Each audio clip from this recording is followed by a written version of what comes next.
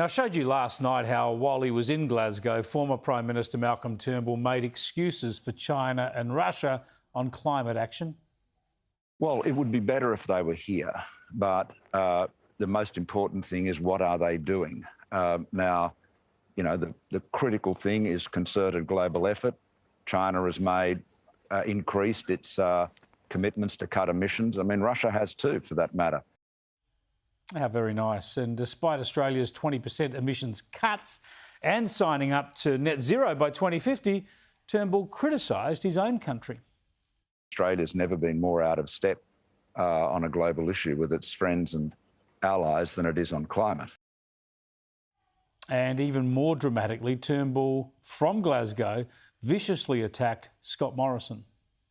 Oh, he's lied to me on many occasions. I mean, there's quite a few examples in my book, but Scott has always had a reputation for telling lies. Tell you what Scott Morrison has done.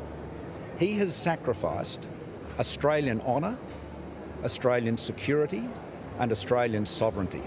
Now, that is a shocking thing for an Australian Prime Minister to do.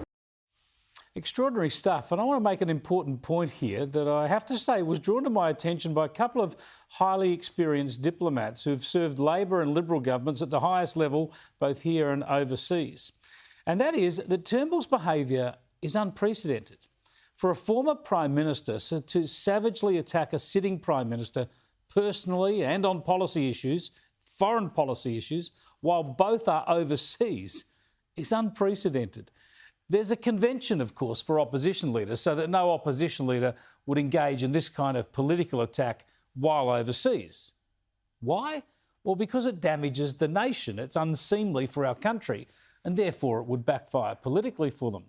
So to see it happening with a former Prime Minister, one from the same political party as the incumbent, no less, is quite unique and, as I said, extraordinary. And to think he was able to do this, Turnbull, he was able to do this via a platform provided by our national broadcaster. There's a lot of political commentary around this week that this is all good news for Labor and bad for Morrison. I disagree. I don't think it'll make much difference in the domestic political contest.